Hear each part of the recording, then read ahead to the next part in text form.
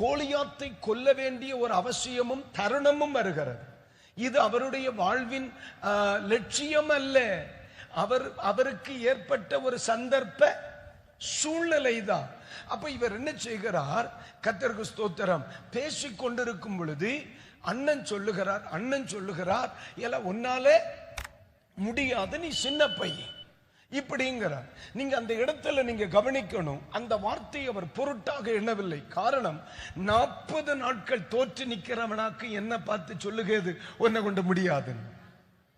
நான் சொல்லுகிறது உங்களுக்கு புரியுதா இல்லையா? ஜெயித்தவன் ஒருவன், ஜெயித்தவன் சரி ஜெயிக்கண்டாம், ஒளிச்சிருந்தாகிலும் ஒரு கல்லாவது எறிஞ்ச ஒருத்தன் என்னை பார்த்து ஒன்ன கொண்டு முடியாது, நான் எறிஞ்ச எனக்கே கிடைக்கலன்னு சொல்லி இருந்தா நம்ம சம்மதிக்கலாம். 40 நாட்கள் அரைக்கூவல் விடுகிறான், ஒரு குச்சங்கா கூட எடுத்து எறியாத்தவனாக்கு என்னட்ட சொல்லுகிறது, அவனை ஒண்ணு எறிய முடியாது.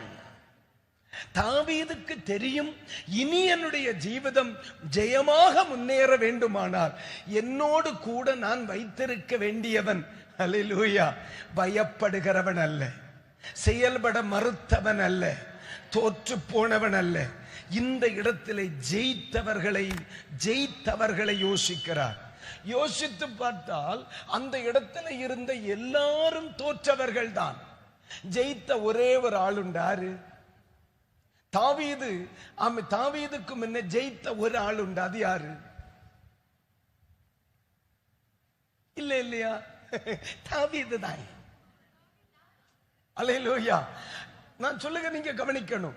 ராஜாவை பார்க்கிற அவனும் தோற்றவை, டியூஷன் டீச்சரை பார்க்கிற அவனும் தோற்றவை, சண்டே கிளாஸ் டீச்சரை பார்க்கிற அவனும் தோற்றவை. இப்ப ஜெயிச்சதாரு நான் தான். அதனாலதான் சொல்லுகிறார், கரடி வந்தப்பவும் கொன்னே, சிங்கம் வந்தப்பவும் கொன்னே. அப்ப அவன் செய்தது போல நான் செய்வேன்னு சொல்ல ஒரு பய கிடையாது. அதனால தான் செய்ததையே சொன்னான்.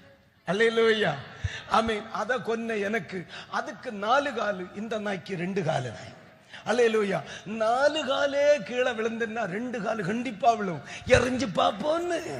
அல்லேலூயா. தன்னுடைய ஜீவிதத்தில் நல்ல கவனிங்க, ராஜாவே சொல்லுகிறான் உன்னால முடியாதுன்னு. ஆனா அந்த எந்த இடத்திலையும் அவன் நிக்கல்ல தெரியுமா?